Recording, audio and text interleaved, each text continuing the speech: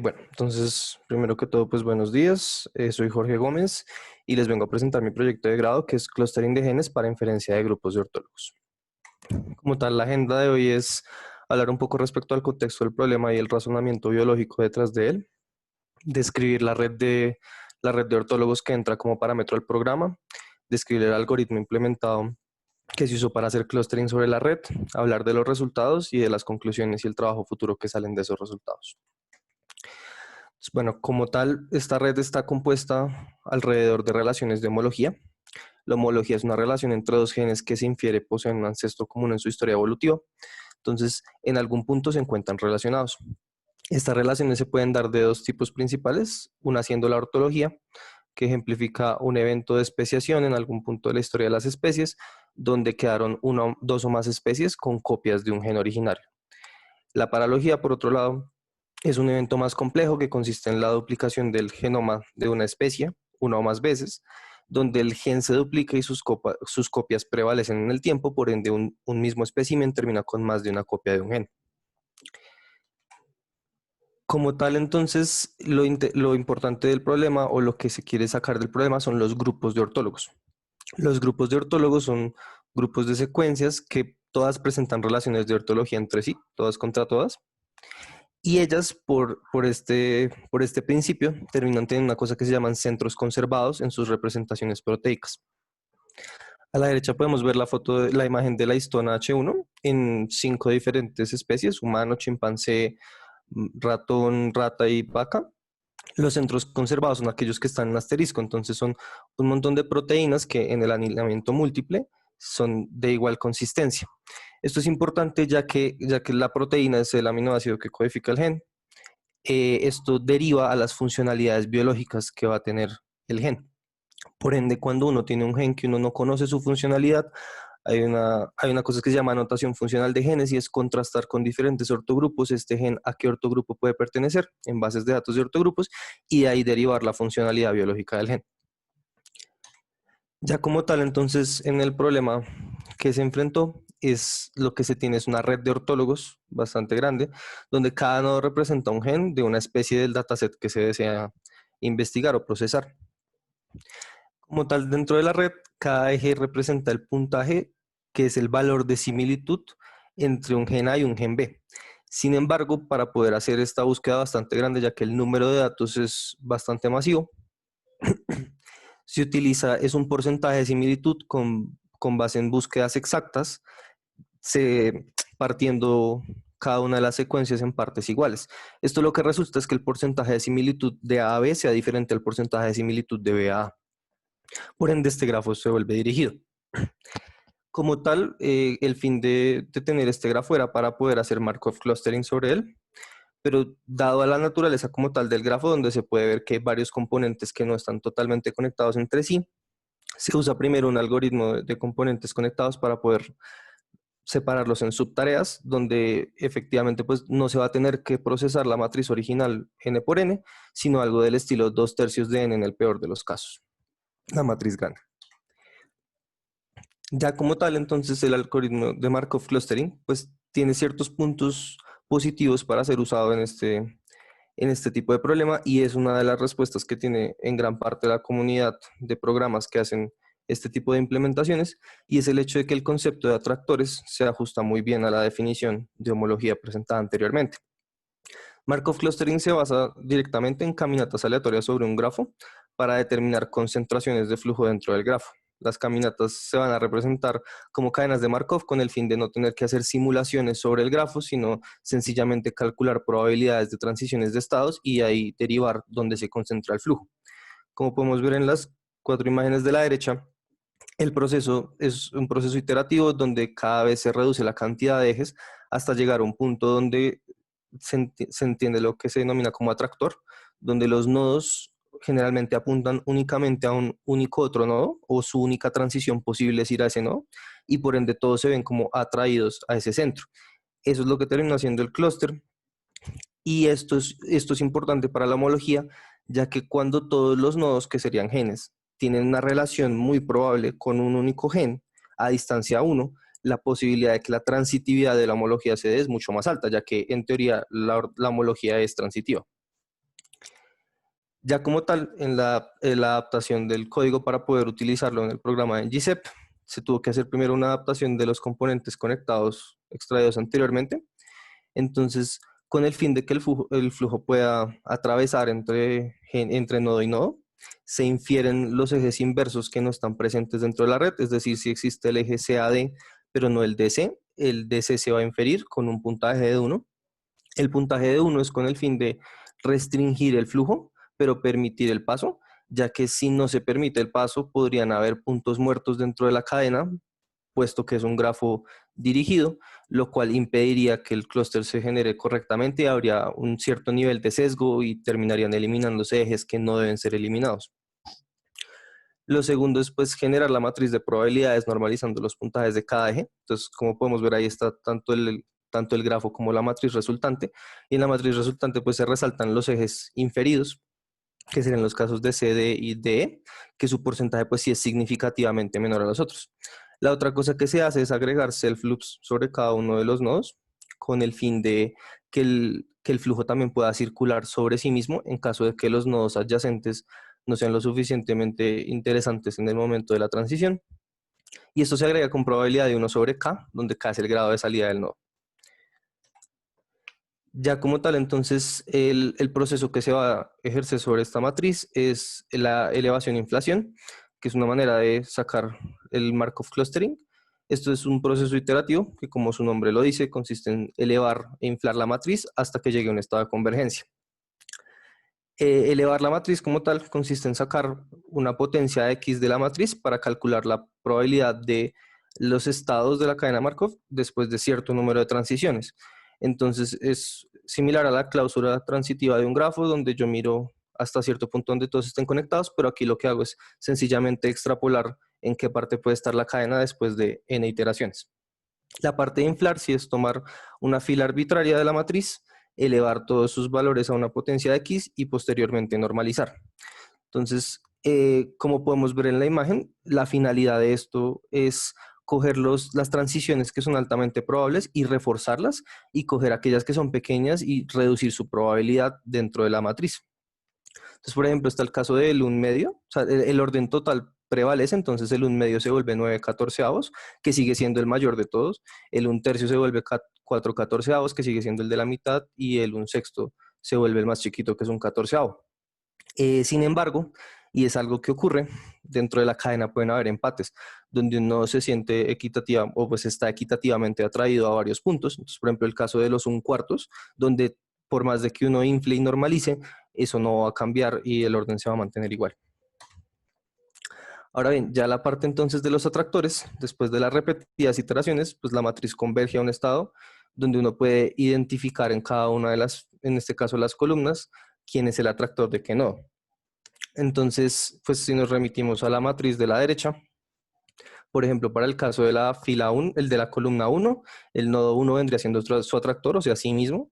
En el caso de la 2 vendría siendo el 5, en el 3 es el 5 y así sucesivamente. El caso de la columna 4 es uno de esos casos de empate. El empate indica que dentro del grafo había una simetría, tanto pues en flujo, no geométrica per se, sino en flujo, que a la larga se parecen, y por ende hay que resolver los empates de cierta manera. La manera en la que se escogió acá es heurísticamente coger el primero, de tal manera de no romper el clúster, porque si uno fuese a resolver los empates de manera arbitraria, lo que termina es segregando nodos que a la larga sí pertenecían a un clúster equitativamente similar. Cuando uno consolida entonces los atractores, todos los que apunten a un nodo se vuelven del mismo clúster. Como tal, entonces, para ya la parte de resultados, tenemos dos datasets importantes. El primero es Fabidae, que es un grupo de plantas cuya distancia evolutiva es moderada, ligeramente baja.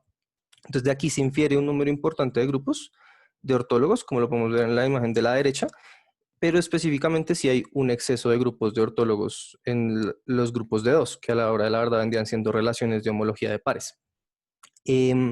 Aquí esto se puede ver un poco en parte a la naturaleza de la red y el hecho de que al hacer componentes conectados, cualquier par de genes que no esté relacionado con ningún otro pierde su posibilidad de interactuar con otros ortogrupos más adelante en el clustering. Por otro lado, pues el tiempo de ejecución sí es significativamente mejor. Cuando ellos corren en hora y media, nosotros estamos corriendo en 12 minutos bajo los mismos estándares dentro de un servidor. Y pues este exceso de relaciones a la larga sí se puede como utilizar de mejor manera y ya vamos a hablar de eso. Por último, lo que sí cabe resaltar es que además de que la cantidad de grupos de ortólogos que se encuentra es significativa, también está que su composición de proteína en forma de proteína también es bastante buena. Por ejemplo, en el caso de abajo, pues es únicamente un ejemplo anecdótico a la larga, pero se puede ver que efectivamente de la base 50 a la base es casi 120, todo el grupo presenta un centro conservado bastante grande. Entonces, eso es bastante útil porque eso significa que a la larga el clustering sí está cogiendo los ejes relevantes y no los falsos positivos. Por el lado de Archaea, que son un grupo de especies que tiene una distancia evolutiva significativamente grande, el tamaño de los genes también es muy pequeño y por ende el clustering ya no tiene la misma calidad. Aquí en este caso se ve que el número de ortogrupos sí es significativamente menor al que recoge la competencia y como tal también por detrás hay una buena cantidad de ejes que son falsos positivos. Ya como tal, la razón de esto en parte se está atribuyendo a que el tamaño de los genes al ser pequeños y que el score no se encuentra normalizado con base en los tamaños, puede haber un tema de que los falsos positivos sean mucho más frecuentes de lo que esperamos y por ende la calidad como tal de la red sea comprometida y de ahí en adelante pues el clustering también no es capaz de separar cosas valiosas o de inferir ejes que no existen. Las conclusiones vendrían siendo que pues el programa es eficiente en tiempo y obtiene resultados significativos para los estudios que se quieren hacer, especialmente para aquellos de distancia evolutiva corta o de comparación. Inicialmente el software estaba diseñado para comparar genomas de especies completas y poder cruzarlos. Como tal, los centros conservados de los grupos de ortólogos observados son relevantes dentro del dataset, a pesar de estar hablando de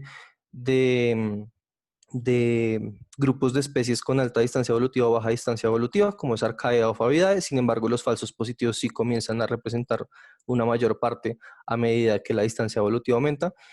Y pues ya lo último es que esa distancia evolutiva sí influencia gran parte, tanto la red como el clustering, y es un tema que pues hay que revisar. En términos de trabajo futuro, está que para extender las relaciones entre grupos de ortólogos se podría hacer uso de otros tipos de inferencia de ejes para completar el grafo con estas relaciones que faltan, haciendo uso de los excesos de relaciones de pares que existen. Entonces, tomar todas estas relaciones de homología singulares y poder hacer algo con ellas. Lo segundo sería que para evitar el sesgo en la búsqueda, y reducir los falsos positivos en el caso de que los genes sean muy pequeños, es normalizar de alguna manera el puntaje de los ejes teniendo en cuenta pues la longitud de las cadenas involucradas. Y ya, eso sería todo. Listo, muchísimas gracias, Jorge. Entonces, pues nuevamente abrimos el espacio para preguntas. Veo que Silvia tiene una pregunta, entonces Silvia, si quieres seguir adelante, por favor. Una pregunta, pues solamente, no lo puso en su presentación, pero su asesor es Jorge Duitama, me imagino por el tema, ¿no?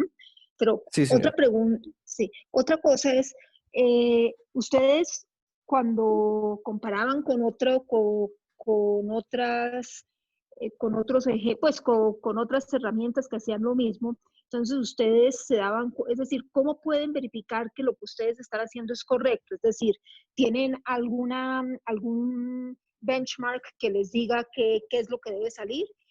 Y más que todo era esto, porque aunque usted dice que dependiendo de la distancia evolutiva y eso lo pueden saber, pero ustedes cómo saben que sí lo están haciendo bien. ¿Tienen algunas cosas que sepan cuál es la respuesta que debe salir antes? Claro, esta parte es un poco cruda, sin embargo, hicimos unos esfuerzos en ese sentido. Está un servicio que se llama Quest for Orthologs, que es básicamente una iniciativa open source de benchmarking de calidad de ortogrupos y de relaciones de homología. Lo probamos en contraste a eso y lo que hicimos, porque ellos no permiten revelar su gold standard para las pruebas, fue tomar directamente los datos de otras herramientas que hubiesen tenido muy buenos puntajes dentro del set, como OrthoFinder, que es con la que contrastamos en este caso, correr bajo los parámetros que ellos corrieron esas pruebas y directamente usar esos para definir falsos positivos y falsos negativos y poder hacer pruebas de precisión recall dentro de todo este tema. Esa fue la metodología que usamos para poder definir eso de la calidad. Y pues manualmente también directamente probar los ortogrupos y hacer pruebas de pues qué es un falso positivo, qué es un true positive y si tiene sentido con lo que estamos viendo. Bueno, muchas gracias. Listo, siguiente pregunta está por Ramos, entonces por favor. Gracias. ¿Qué tal, Jorge? Gracias por la presentación. No sé mucho del tema, pero me queda la curiosidad de por qué en el bucle, cuando define la cadena de Markov, este valor de probabilidad depende del grado de salida. Es simplemente una pregunta, no sé si sea un ámbito biológico o algo por el estilo. Sí, no, en realidad de la literatura que revisé, recomendaban hacer, pues, el self-loop lo recomiendan y pues como tal el grafo no lo iba a tener y el 1/1000 fue algo que tenía sentido dentro del problema ya que representa una parte equitativa de lo que idealmente, o sea, si todos tuviesen 100% de probabilidad de ser homólogos con todos, entonces el k-décimo le dice que él tiene esa misma probabilidad de ser homólogo consigo mismo.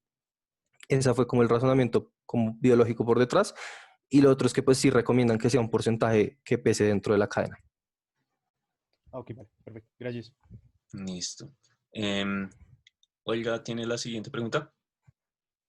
Y yo creo que mi pregunta es parecida a la de Silvia, gracias. Pues súper interesante. Yo tenía la pregunta cuando pusiste la comparación con esa otra base que se llama Arcae, que tú dices que encontraron menos grupos. Entonces, mi primera pregunta es, ¿eso es malo? ¿Es bueno?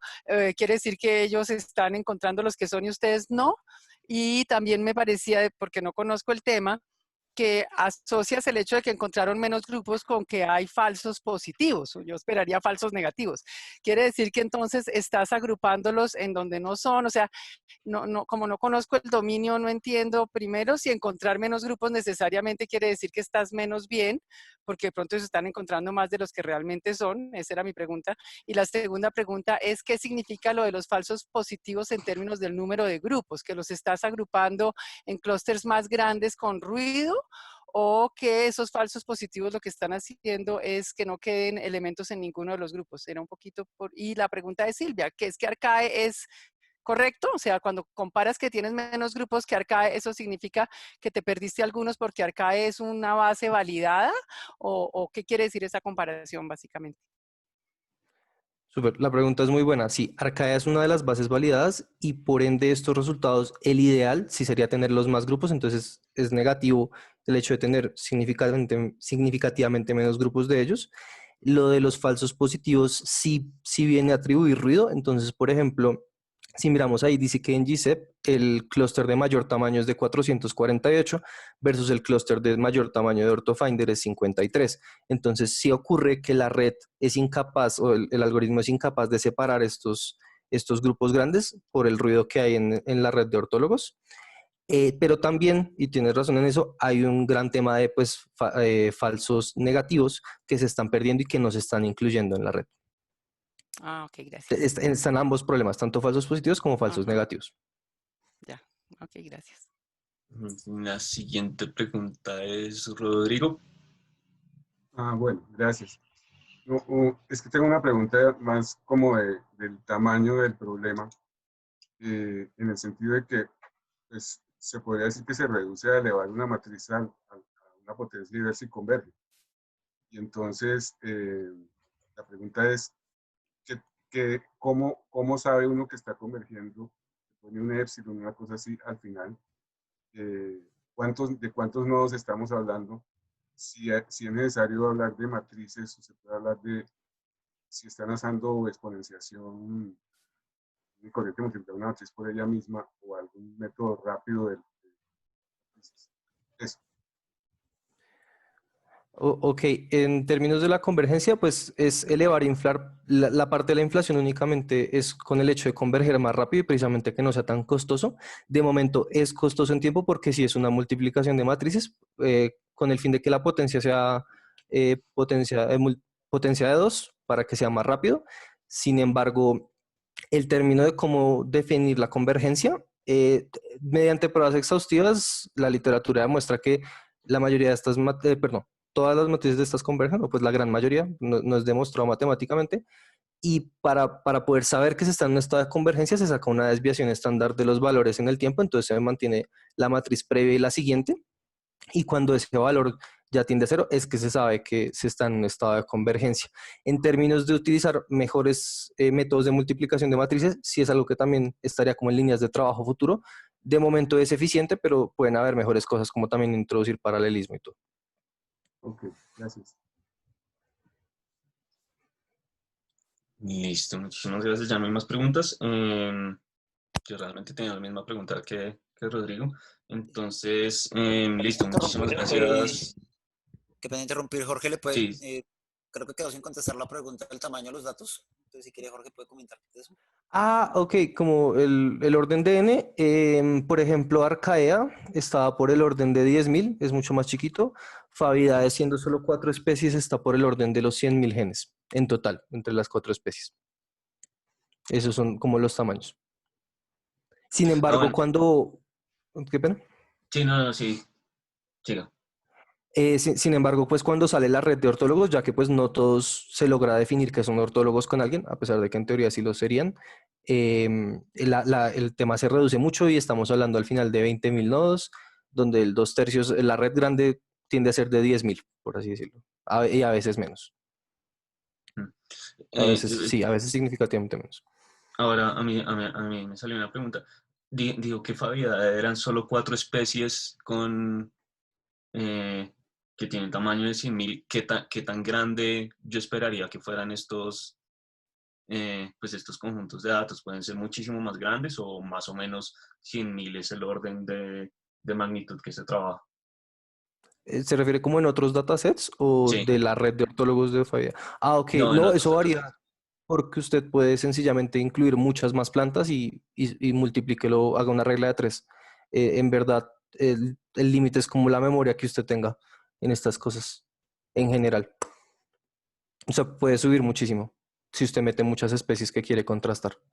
Lo que pasa es que cuando usted hace este tipo de cosas, o el objetivo de este es comparativas de datasets como más bien, entre comillas, pequeños, porque cuando usted, si lo que tiene es un montón de especies, usted lo que haría es contrastar contra una base de datos de ortólogos, porque usted no quiere encontrar como los ortólogos entre sí, sino directamente cada gen a qué representa, que Ok, también listo. es un servicio que existe, que una parte de la competencia usa su algoritmo directamente para nutrir su base de datos. Listo, gracias. Bueno, entonces pasamos a la siguiente presentación que es David. Entonces, David. ¿Y me escuchan ya? Sí. Ah, listo.